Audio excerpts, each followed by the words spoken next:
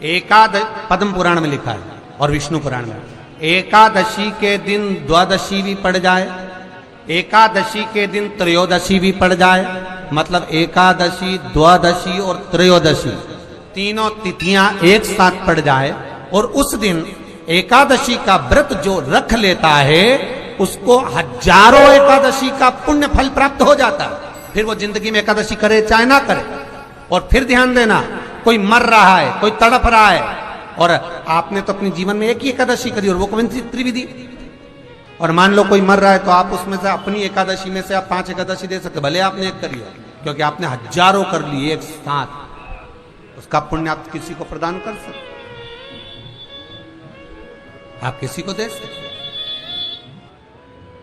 नहीं तो हमारे यहाँ तो शिव महापुराण, विष्णु पुराण कहती है, श्रीमद वल्लभाचार्य जी वर्णन करते हैं, मेरे वल्लभ कहते हैं कि वल्लभ कुल की एकादशी करो, भले बकरी जैसे चरो, पर एकादशी करो। हमारे यहाँ तो शास्त्र कहता है एकादशी का व्रत भी करो तो मुंह उतार के मत करो रे। कोई फूल अगर मुरझा जाता है तो भगवान को नहीं दिया जाता, कोई फल बेकार हो जाता है भगवान को नहीं दिया जाता। तुम्हारे व्रत वाले दिन तुम्हारा मुंह उतरा रहेगा तो भगवान जितना एकादशी के दिन भगवान का ओम नमो भगवते वासुदेवाय का जाप करें, या अपने गुरु मंत्र का स्मरण करें, या जो मंत्र आपके हृदय में समाहित हो, श्री शिवाय नमस्तुभ्यम, ओम नमः शिवाय, राम कृष्ण शिव, जो मन पड़े उसका भजन करें, पर दिल से करें। जितनी देर करते बने उतना देर करें। माला पकड़ने की भी जरूरत नहीं कि माला पकड़ के बैठूं तो घटके जिब्या से जप लो नहीं, जी वही उत्तम ही पूरा हो जाए, वही बहुत है। एकादशी का उद्यापन बड़े महीने में माघ शुक्ल एकादशी के दिन, माघ का महीना हो, शुक्ल पक्ष की, जम के बोलिए, एकादशी हो, प्रयास करना कि आप उद्यापन करें, भले 5, 10, 11, 12 जितनी एकादशी हो जाए, 26 हो जाए तो ज़्यादा अच्छी है, नहीं तो आप करें तो माघ महीने की शुक्ल पक्ष की एकादशी के दिन आप उद्यापन करें, प्रयास रखें, प्रयास रखें। बड़े महीने के अंतर्गत जो उद्यापन, हाँ चतुर्मास के अंतर्गत उद्यापन नहीं होता एकादशी का, बहुत ध्यान दीजिए। ये जो जिनको थायराइड की प्रॉब्लम हो जाती है ना, थायराइड की बीमारी हो जाती है, उसको भी कुछ नहीं करना चाहिए। जहां पर शंकर भगवान की छोटी लड़की अशोक सुंदरी, आपको भी स्थान बताया था कथा के शुरू में, अशोक सुंदरी की जगह पर शहद से ओम अंकित कर दीजिए। कैसे करना है? मात्र शहद से ओम अंकित कर कर भगवान शंकर के ऊपर जल चढ़ा दीजिए, नीचे पात्र लगा लीजिए, उसी पात्र में शहद और उस जल को, अभिषेक का जो पानी है, जल है, उसको झेल लीजिए। उस पात्र को लेकर केवल द्वादशी तिथि के दिन दोपहर में 12 बजे उस पानी को पीना चालू कर दीजिए। 2-3 द्वादशी तिथि करिए, थायराइड की बीमारी में आराम लग जाएगा, बिल्कुल कहीं जाने की जरूरत नहीं। अशोक सुंदरी की जगह पर शहद का ओम अंकित कर देने पर भगवान शिव का स्मरण करें। गंगा के जल में एकादशी के दिन 7 बेलपत्री डालकर, जो नंदीश्वर भगवान अर्थात जो शंकर जी के शिवलिंग के सामने नंदी होता है, उस नंदी के चरण पर गंगा का जल चढ़ाकर बेलपत्री शिव पर समर्पित कर देता है, उसके घर में रुपया रुकना चालू हो जाता है, फिर वो गलत जगह पर नहीं जाता, गलत स्थान पर वो धन जाएगा। रणों की सैया पर पड़े हुए भीष्म पितामह ने पूछा था भगवान कृष्ण से, कन्हैया मैंने जितना पुण्य करा शायद दुनिया में किसी ने करा होगा, मैंने जितना दान करा वो दुनिया में शायद किसी ने करा हो, जितनी मैंने एकादशी का व्रत करा वो एकादशी भी दुनिया के किसी व्यक्ति ने नहीं करी हो, और जितनी मैंने गौ माता की सेवा करी उतनी गौ माता की सेवा भी दुनिया में किसी ने नहीं करी हो। भीष्म पितामह की 26 गौशाला थी, 26 गौशाला, और जितनी 26 एकादशी होती है उस एकादशी के नाम पर भीष्म पितामह की एकादशी की गौशाला थी। कामा गौशाला, निर्जला गौशाला, मोक्षदा गौशाला, और जो एकादशी पड़ती थी उस एकादशी पर भीष्म पितामह उस गौशाला में जाते थे और गौ माता की सेवा करते, तो गाय को भी फरियाल कराते और खुद भी फरियाल कराते। तो मेरे बराबर कोई ने गौ सेवा करी, ये भी किसी ने नहीं करी। और एक बात आज तक समझ में नहीं आई रे कन्हैया, कि मुझे ये समझ में नहीं आता कि मैंने पाप कौन सा करा था जो मुझे बाणों की सैया पर पटका गया। भगवान कृष्ण ने कहा, पितामह जी आपको तो ज्ञान के चक्षु दिए गए हैं, आप ध्यान लगा कर देखिए कि आपने पाप कौन सा करा। मैंने तो पुण्य ही पुण्य करा। भगवान ने कहा, अपने 48 जन्म पहले जाइए। भीष्म पितामह ने ध्यान लगाकर 48 जन्म पहले प्रवेश करा। 48वें जन्म पर भीष्म पितामह सुंदर आनंद से एक नगर के पुण्यमय राजा थे। एक बार गंगा नहाने जा रहे थे, पूरी सेना के साथ में, पूरे काफिले के साथ जा रहे थे। वन में से निकलते समय एक बड़ा सा सर्प बीच में पड़ा था, तो दूतों ने आकर कहा, महाराज आगे सर्प पड़ा है। पितामह ने कहा, एक काम करो, वो राजा के रूप में पितामह बोले, उस सर्प को उठाकर एक कोने में डाल दीजिए और अपना रास्ता सुलभ करिए। कोने में सर्प को पटका राजा कहते हैं, भीष्म पितामह कहते हैं, मैं राजा के रूप में गंगा नहाने जा रहा था, मैंने किसी को कष्ट नहीं दिया। भगवान कृष्ण ने कहा, अब यहां तक की कथा तो आपने कह दी, अब आगे की कथा मुझसे सुन लो। तुम्हारे दूतों ने सर्प को उठाकर बमूल के कांटे की झाड़ियों में पटक दिया और वो कांटे सर्प को चुभ गए। सर्प उसमें तड़प तड़प कर मर गया। सांप जैसे तड़प तड़प कर मरा, भीष्म पितामह तुमको भी ऐसे ही तड़प तड़प कर मरना पड़ेगा। ये कर्म का दंड मनुष्य को भोगना पड़ता है। शिव महापुराण कहती है, जैसे भीष्म पितामह का थोड़ा सा पाप बाणों की सैया पर पटका, उसी तरह शिव महापुराण की कथा में वर्णन किया वेद व्यास जी ने कि हमारे 7 जन्म के पुण्य, हमारे दादा परदादा परदादा के भी दादा के पुण्य की जब गुल्लक, जैसे बच्चा गुल्लक भरता है ना, 1-1 रुपया इकट्ठा करता है, जब गुल्लक फोड़ता है तो कोई अच्छी चीज लेकर आता है, बड़ा सा गिफ्ट लेकर आता है। उसी तरह जब हमारे दादा परदादाओं की पुण्य की गुल्लक भराते भराते उनके बच्चे भी पुण्य की गुल्लक भरते हैं, भरने के बाद जब गुल्लक फूटती है तब जानो कि अपने परिवार में शिव महापुराण की कथा होती है। ये पुण्य की गुल्लक फूटी। भीष्म पितामह ने जितनी एकादशी करी, शायद दुनिया में किसी ने इतनी एकादशी नहीं करी। तो भीष्म पितामह ने जो एकादशी करी, उसका पुण्य भीष्म पितामह को देना। क्या करना पड़ेगा? पितामह के लिए अर्जुन से कहो बाण छोड़े, पितामह के शरीर को वो बाण छुएंगे, लगेंगे। दुनिया को लगेगा कि भीष्म पितामह बाणों की सैया पर पड़े हैं, और भीष्म पितामह बाणों की सैया पर नहीं। पितामह ने जितनी एकादशी करी है, वो सारी एकादशी बाण बनकर भीष्म पितामह को अपने हाथ पर झेल लेगी, उसको मरने नहीं देगी, पटक। जिसको इतने सारे बाण चुभे हैं उसको कितना कष्ट होगा, पर भीष्म पितामह का पूरा शरीर देखो, पूरी कथा देखो। भीष्म पितामह की महाभारत को उठाकर एक एक पर्व को पढ़कर देखना, उसमें भीष्म पितामह बड़े आनंद से बाणों की सैया पर पड़े। द्वारकाधीश पूछ रहे हैं, मरते क्यों नहीं हो? दर्द नहीं हो रहा? कष्ट नहीं हो रहा? भीष्म पितामह कह रहे हैं, मुझे तो लगता ही नहीं कि मैं बाणों की सैया पर हूं, मुझे तो लगता है जैसे मैं मेरी मां की गोद में सोया हुआ हूं। एकादशी ने भीष्म पितामह को झेल कर रखा था। एकादशी शिव कथा कह रही है। कोई चिढ़ रहा है, चिढ़ने दो। कोई अपशब्द कह रहा है, कहने दो। कोई आड़ा टेढ़ा कह रहा है, कहने दो। कोई कुछ भी बोले, तुम्हें मतलब कि जो शुक्ल पक्षी की एकादशी के दिन शास्त्र कहता है, घर के बुजुर्गों को, घर के बड़ों को, जेठ जेठानी हो, सास ससुर हो, घर में जो तुम्हारी उम्र से बड़ा हो, उसको एकादशी के दिन फूल या पीली चने की दाल या पीला वस्त्र, कुछ भी पीली सामग्री आज घर के बड़ों को देना चाहिए। क्यों देना चाहिए? तो शिव महापुराण की कथा कहती है कि जो शुक्ल पक्षी की एकादशी के दिन पीली वस्तु का दान दे देता है, घर के किसी ब्राह्मण को देने नहीं जाना, किसी मंदिर में देने नहीं जाना, आपके ही घर में, आपके ही घर के बड़ों को कोई भी पीली चीज का दान कर सकते। फूल हो, मिठाई हो, कोई अनाज हो, कोई वस्त्र हो, पीली वस्तु का दान दे। क्यों होगा? क्या होगा उससे? शिव महापुराण की कथा कहती है उससे जिंदगी में कभी बड़ी बीमारी प्रवेश नहीं कर। कि भगवान शिव के मंदिर में अगर हम प्रवेश नहीं भी कर सके, मान लो शंकर के द्वार पर, शंकर की चौखट पर शिव के द्वार हम नहीं पहुंच पाए,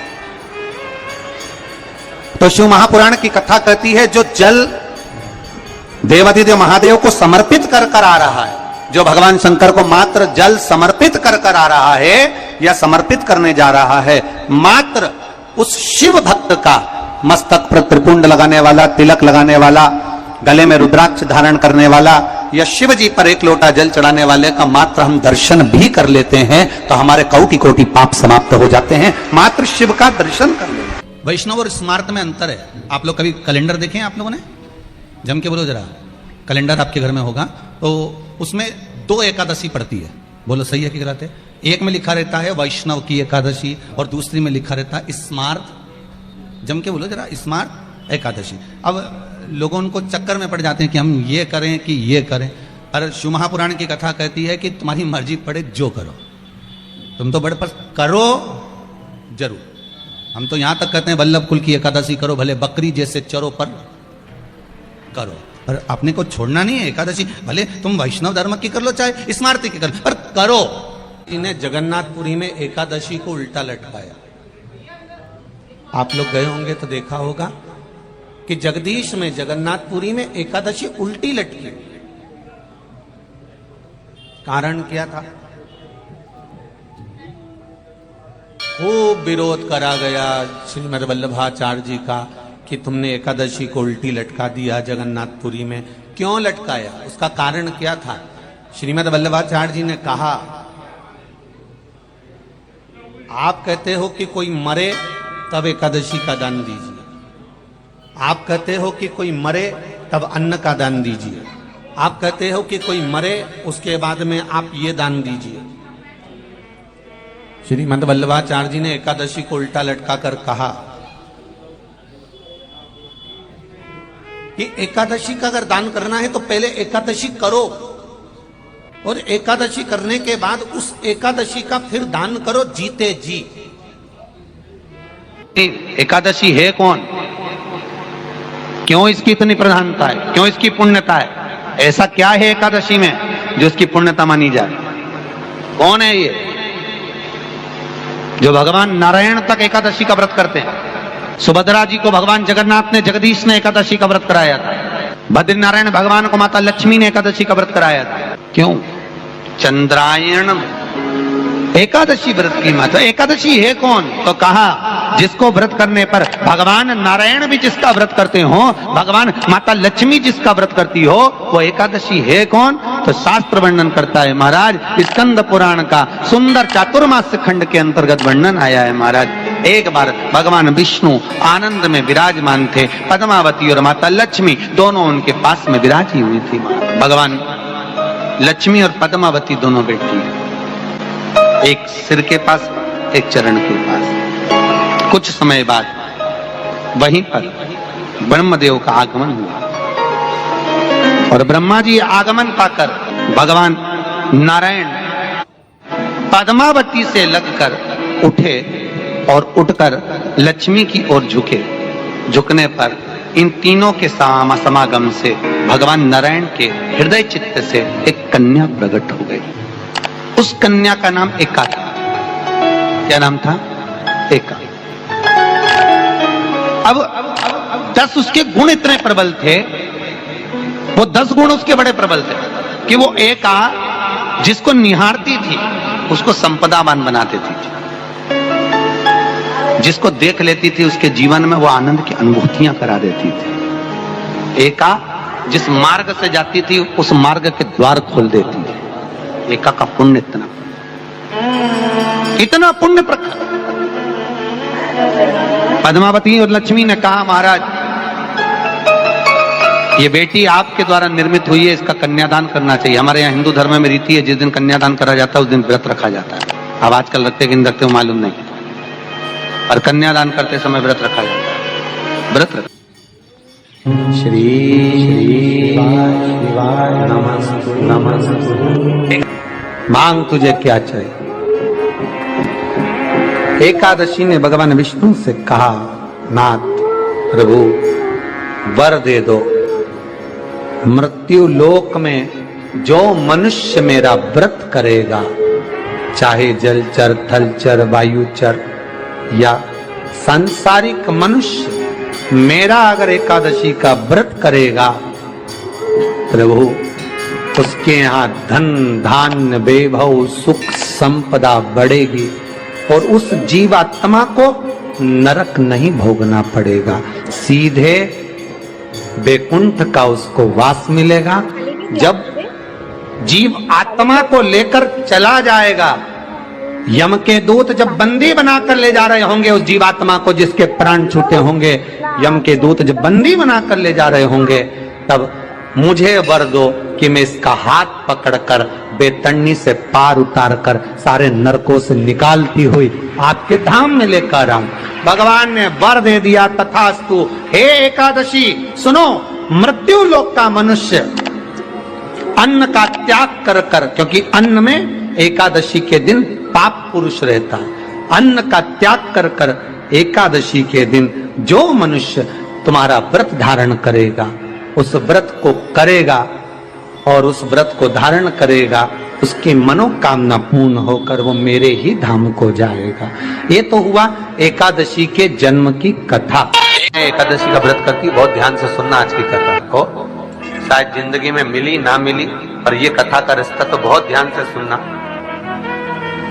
स्कंद पुराण यहां तक कहती है कि इस कथा के चरित्र को जो श्रवण कर लेता है उसको 26 एकादशी करना भी नहीं पड़ती। इस एकादशी की केवल ये कथा सुनकर ही वो तर जाता है। बहुत ध्यान से सुनना इसको, कथा को। एकादशी के दिन जब आप जल शंकर को चढ़ाने तो रोज ही जाते, जब एकादशी का दिन रहे और शंकर जी के मंदिर में आप जल समर्पित करें तो 3 बार मुख से स्वधा स्वधा स्वधा या स्वधा स्तोत्र का पाठ, जिसमें 12 श्लोक 2-4 हैं। पैसा तो आ रहा है पर घर में टिक नहीं रहा, डॉक्टर में, पुलिस में, एक्सीडेंट आदि में, कहीं गलत जगह पर, व्यसन में अगर पैसा जा रहा है, जुए में, मांसाहार, मदिरा पान, या कहीं आया पैसा आने में कमी नहीं, आ रहा है पर टिक नहीं रहा, रुक नहीं रहा।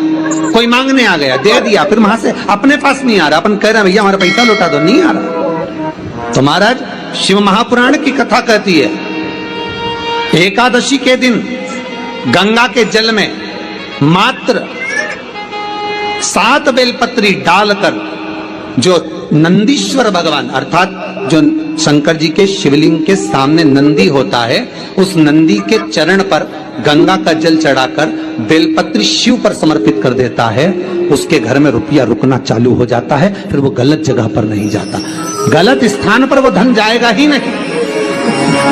आप अगर श्री शिवाय नमस्तुभ्यम का जाप कर रहे हो, प्रतिदिन आपके मुख से 11 बार 21 बार श्री शिवाय नमस्तुभ्यम मंत्र निकल रहा है, भले काम करते करते निकले।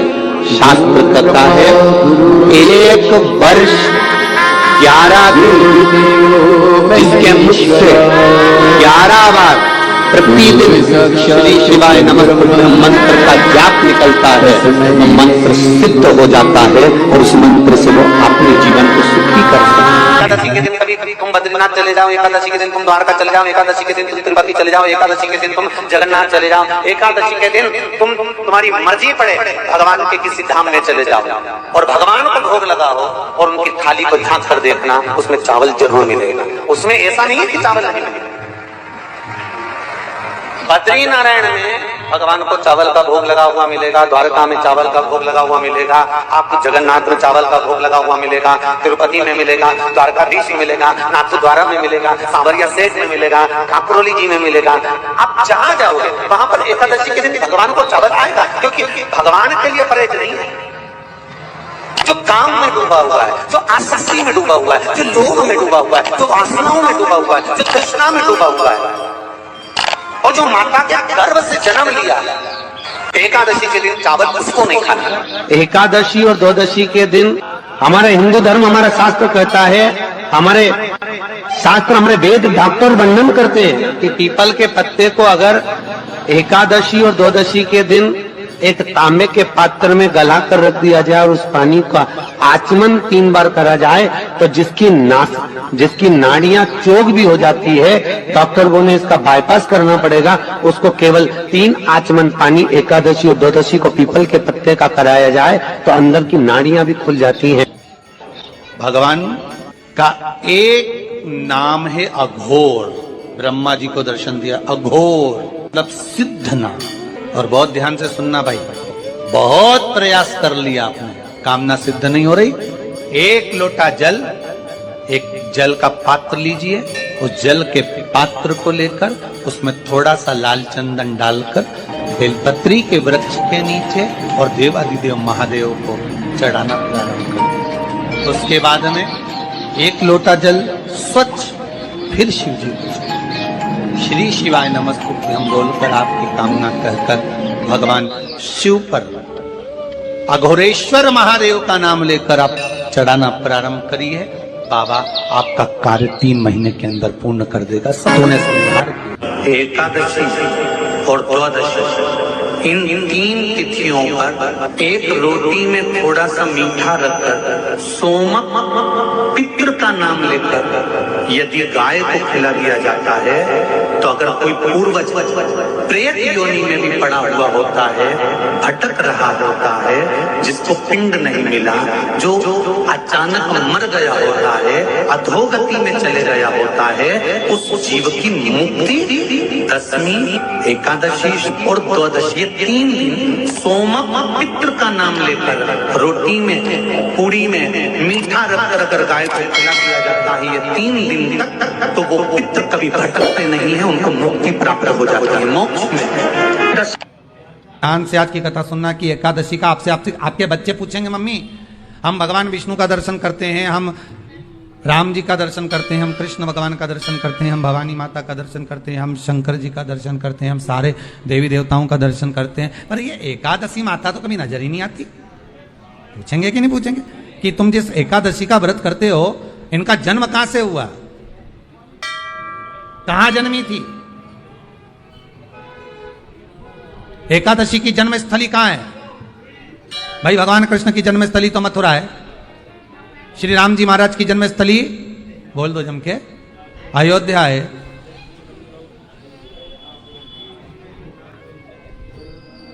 कोई आपसे पूछ ले कि एकादशी की जन्म स्थली कहां है तो आधे लोग तो बाल खुजाने में लग जाएंगे कि एकादशी आखिर पैदा कहां हुई थी, जन्म कहां हुआ था, इसका जन्म हुआ कहां था, कहां जन्मी थी ये?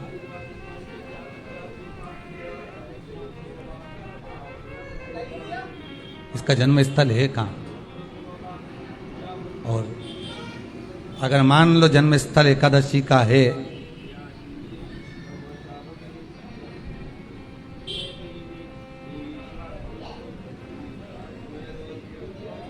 और एकादशी अगर जन्मी है, उसका जन्म हुआ है और दुनिया के लोग इतना व्रत करते हैं, उपवास करते हैं,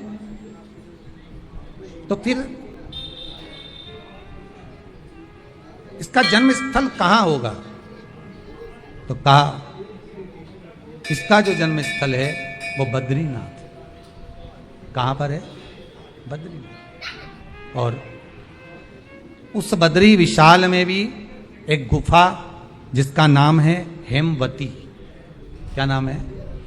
हेमवती। उस गुफा में एकादशी का जन्म स्थल है।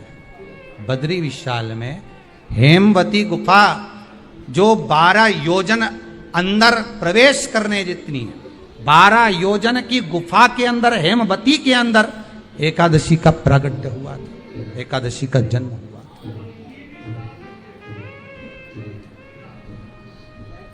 अब तो बता सकते हो ना कि कोई पूछे कि राम जी का जन्म अयोध्या में हुआ, भगवान कृष्ण का जन्म मथुरा में हुआ।